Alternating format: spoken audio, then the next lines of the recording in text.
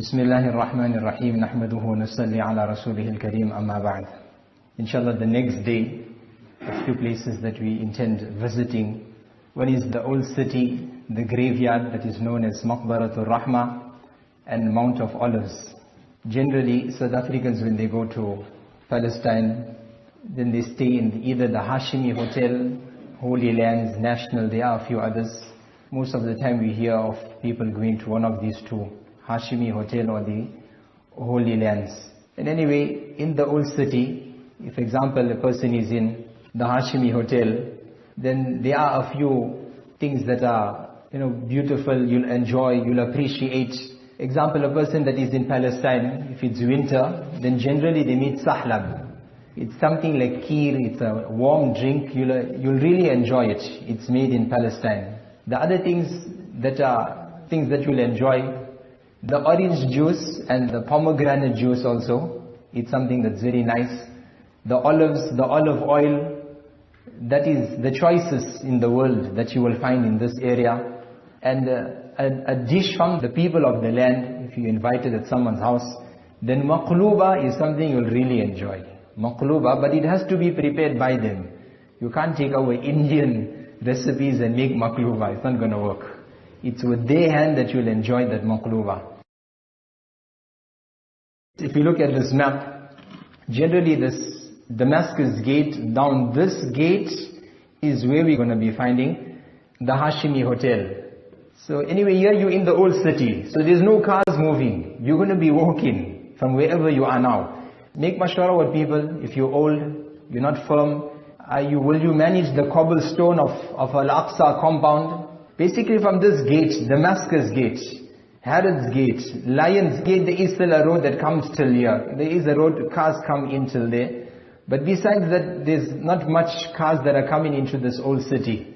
So these are all the gates around the old city. So one is the old city, then one is the Haram compound, and then is the Al-Jami'ul Qibli Al-Masjidul Aqsa, meaning the masjid itself where you perform salah. When we are moving from the Hashimi Hotel and going to the Haram, you have to have your passport with you. If, example, perchance they stop you, they can send you back and say no. Because there are local people who will come right to the masjid, but they will not be allowed. The Israelis, soldiers who are there at the Haram doors, not the masjid, the Haram doors. They are there, they ask you for your permit. So you will notice Muslim people not allowed. So they may just ask you, who are you, where are you from? But you want to prove it, then the easiest thing is you show your passport, no questions. You are allowed inside. Carry your passport with you all the time. And we spoke about obviously that piece of paper. That is very important. That's your passport to the country. To leave now with ease, you have to have that. And to make your exiting easy also, you can go to a post office, ask any local person to take you to a post office. There is an exit tax that has to be paid. So to make your exit easy, so you got no issues, instead of waiting in the queue at the border, there is post office in Jerusalem. You go to a post office, you pay the tax, they give you a slip, they staple it on, it's stamped. You go to the border, no issues, direct into your line, and they are more than welcome to send you out of the country. There's no questions, don't worry, as you are leaving. So the old city, as we are going, this is the old city, this is the Damascus gate. We enter this gate. Sometimes there's quite a few of stalls, people selling fresh fruit, lovely. Whatever is in season, you'll enjoy the fruit of season there. The Haram and the Masjid, as we spoke about. Now this wall here, this is going to be the Haram wall. This is the Haram. We are going towards Masjid Umar. So we leave the Hashimi Hotel and we're going to Masjid Umar. Here they say in 3 minutes. But remember, if you look, it's a very small area that's packed, that's busy. And it's not going to take you 3 minutes, it's going to take you more than that. So try and stick close to your guide, whoever is taking you. Umar radhiyallahu, he was the one that conquered Masjidul Aqsa. So what happened was that Abu Ubaidah radhiyallahu anhu, he was the governor of Umar radhiyallahu anhu in Asham. The last city left for him to conquer was Al-Aqsa. So he advances in that direction to conquer Al-Aqsa. When he comes to Al-Aqsa, then the patriarch he immediately tells Abu Ubaidah radhiyallahu anhu, call your leader. There is a leader, we've got his description in our books and scriptures. He comes, listen, hat in hand, sword down, we hand over the city to you, we're not even going to be fighting. You can take it. So they send a letter to Umar radiallahu anhu, reluctant, makes mashwara, holds counsel, eventually he embarks on the journey and he comes to Al-Aqsa because he realized we can save life, and he comes to Al-Aqsa. When Umar radiallahu anhu is traveling in this direction coming to Al-Aqsa, then Abu Ubaidah radiallahu anhu, they're traveling with him, they pass by, maybe it would be a river or some collection of water. Umar radiallahu anhu folds up his pants, takes his shoes, throws it over his shoulder, and he wades himself through the water. So Abu Ubaidah radiallahu anhu says, "O Amirul Mu'mineen, the Romans people are watching you, you can't behave like this, you need to hold a position, you know who you are, you need to act appropriately." So Umar radiallahu anhu says, "Nahnu qawmun a'adhana Allahu bil Islam." Allah blessed us with, and He honored us with Islam. فَمَحْمَا إِبْتَغَيْنَا الْعِزَّةَ بِغَيْرِ الْإِسْلَامِ أَذَلَّنَا اللَّهُ. Honor is in Islam, in the sunnah of Muhammad sallallahu alaihi wasallam, in simplicity. If we think is in anything else besides the sunnah and the deen, Allah will disgrace us. Our izzat is in the deen. So anyway, Umar radiallahu anhu continues. Remember, when you're going towards Masjid Umar, there is a church. When you come to this church of Sapalka, this is the church. Don't get worried, scared that, hey, where's the guy taking us to a church? You're not going to a church. You pass the church and you will get to Masjid Umar. So that church, Umar radiallahu anhu, when he came, the patriarch, he took Umar radiallahu anhu, showing him around Al-Aqsa. This is the church, this is whatever different places around Al-Aqsa and the compound. And so happened it was the time for Salah. The patriarch tells him, perform Salah here. Umar radiallahu anhu picks up a stone, he throws a stone. And he says, I'll perform Salah there. So he went out of the church and performed his Salah. That spot now is Masjid Umar. Wisdom of Umar radiallahu anhu, he tells the patriarch that if I perform Salah here, it will become a point of contention between Muslims and Christians. Avoid that. I don't want Muslims to claim this church. We'll perform Salah there. So till today, because of the wisdom of who? One Sahabi, Hazrat Umar radiallahu anhu. How is it possible that the same person who had so much of wisdom to stop wars in the future, we say, no, this is his bid'ah, na'udhu billah. No man, 20 rakats of Tarawih was there from Nabi Sallam. Na'udhu billah, Allah protect us. So it was the wisdom of Umar radiallahu anhu, his farsightedness, that we see that situation was avoided. Now this Masjid Umar radiallahu anhu, that's the picture of the outside. We go into the masjid, and this is the area where people perform salah. Then they take you a little bit more into the masjid, and they show you a few relics of the masjid, etc. And Umar radiallahu anhu, there was an agreement that he had with the patriarch. That also is written. You'll see it, it's outside the masjid. This is the letter of Umar radiallahu anhu. So now we will leave that, we leave Masjid Umar. We still on the old city.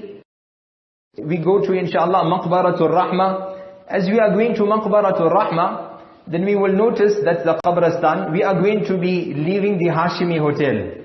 Now whichever road you are going to be taking, no problem, you need to get to Lion's Gate. Now when you get to Lion's Gate, on the outside of Lion's Gate, this area is Maqbaratul Rahmah. Here there is a church that was the birth of Maryam radiyallahu anha wa alayha salam. We'll discuss that also, but we need to get to Lion's Gate, to get to rather Maqbaratul Rahmah. So Lion's Gate, here again we will see presence of soldiers, etc. Don't be intimidated, don't be worried. You're going to your own Qabristan, but there's soldiers there. So this is the entrance of Lion's Gate. This is the Qabristan we are going into, in which is the qabr of two illustrious Sahaabah of Nabi sallallahu alaihi wasallam, Shaddad bin Aws radiyallahu anhu, and Hazrat Ubadah bin As-Samit radiyallahu anhu. Now when we enter the Qabristan, right inside the Qabristan we will find that there is along the wall, the old city wall, is these two qabrs of these two Sahaba radiyallahu anhu. So we take the pathway, and onto your right hand side, close to the wall, at a distance close to the tree, you'll see two qabrs. One may be gated and one will have like a green chadar on top of it. And that's that area. So Hazrat Shaddad bin Aws radiyallahu anhu is Sahabi of Nabi sallallahu alayhi wasallam. Abu Darda radhiyallahu anhu, he used to say, Inna Allah yu'ti rajula al-ilma wa la yu'tihi al-hilm, wa yu'tihi al-hilma wa la yu'tihi al-ilm.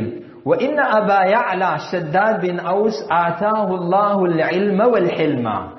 Some people Allah gave them knowledge, but He didn't give them tolerance. So because of excessive knowledge, they cannot tolerate people with their differences. And some people got tolerance, but they don't have the knowledge. He says, Shaddad bin Aus radiyallahu anhu was one Sahabi, Allah blessed him with the ilm and hilm, knowledge and tolerance of how to deal with differences of opinion. Allah grant us the tawfiq also. So we go to this qabr, we make that dua, that we are able to, with our ilm that we got, the knowledge we have, Allah give us hilm, we are able to tolerate the differences of people within the boundaries of the Sharia, obviously. The prophecy of Nabi sallallahu alaihi wasallam, Shaddad radiyallahu anhu, he comes to Nabi sallallahu alaihi wasallam, and he tells Nabi sallallahu alaihi wasallam, daqat bi ad-dunya. This world is like closing up onto me. I find difficulty. Nabi sallallahu alaihi wasallam said, La alayka, there is no problem. Oh Shaddad, إن الشام سيفتح ويفتح بيت المقدس فستكون أنت وولدك أئمة فيهم. Oh Shaddad, Sham will be conquered, Masjidul Aqsa will be conquered. You and your progeny will be the leaders of the land. And the prophecy of Nabi sallallahu alaihi wasallam, he was in Al-Masjidul Aqsa with his progeny, teaching the deen, disseminating the knowledge and the sunnah of Muhammad sallallahu alaihi wasallam. Passed away at the age of 75. Then we go to the qabr of Hazrat Ubadah bin Samit radiyallahu anhu. Hazrat Ubadah bin Samit radiyallahu anhu, he is a Sahabi that on one of the battles, Amr bin As radiyallahu anhu, he was asking for reinforcements. Umar radiyallahu anhu sent reinforcements, 4,000 people. And Umar radiyallahu anhu tells the leader of the army, I send 4,000 reinforcements. And the leader of every 1,000 is one man. And each of these 4 is equal to 1,000. From these 4 Sahaba, Umar radiyallahu anhu says, 4 people I send. These 4 are equal to 1,000. So I'm sending 4,000, and each 1,000 has one person who is their leader. And each of these leaders are equal to 1,000. Who are the 4? Zubair bin Awam radiyallahu anhu, Hazrat Miqdad bin Aswad radiyallahu anhu, Hazrat Maslama bin Mukhallad radiyallahu anhu, and Hazrat Ubadah bin Samit radiyallahu anhu. One person equal to 1,000. So Umar radiyallahu anhu sent him as the judge and the teacher to Hims. يُعَلِّمُ النَّاسَ الْقُرْآنِ, go teach the people Qur'an. So he went and he's teaching the people Qur'an. Traveled all the way from Medina Munawwara to teach Qur'an. We are not asking ourselves to travel, migrate, make hijrat and uproot and go to another place to learn Qur'an. We're saying within our facilities, we are bound with ulama, qurra, hufaz, ulama, muftis, whatever. Let us maximize on the opportunity. Go to them, Maulana, 5 minutes every day. Let's start a class. Maulana, I spoke to all my friends. I've got a group of 10. Teach us Quran 5 minutes. Only 5 minutes. Ubadah bin Samit radiyallahu anhu, very guarded with his tongue. Allah subhanahu wa ta'ala blessed him with that ability. He says, مَا تَكَلَّمْتُ مُنْذُ بَايَعْتُ رَسُولَ اللَّهِ صَلَّى اللَّهِ عَلَيْهِ وَسَلَّمَ بِكَلِمَةٍ إِلَّا مَخْتُومَةٍ مَزْمُومَةٍ. Whatever statement came out of my mouth, it was calculated. I made sure I never said anything to hurt any person's feelings. So Allah subhanahu wa ta'ala grant us the tawfiq. We are calculated when we speak, that nothing should come out. We must think before we say anything. We shouldn't say anything to hurt people's feelings. Allah subhanahu wa ta'ala grant us the tawfiq. Ubadah bin Samit, that was a lesson. Passed away at the age of 72.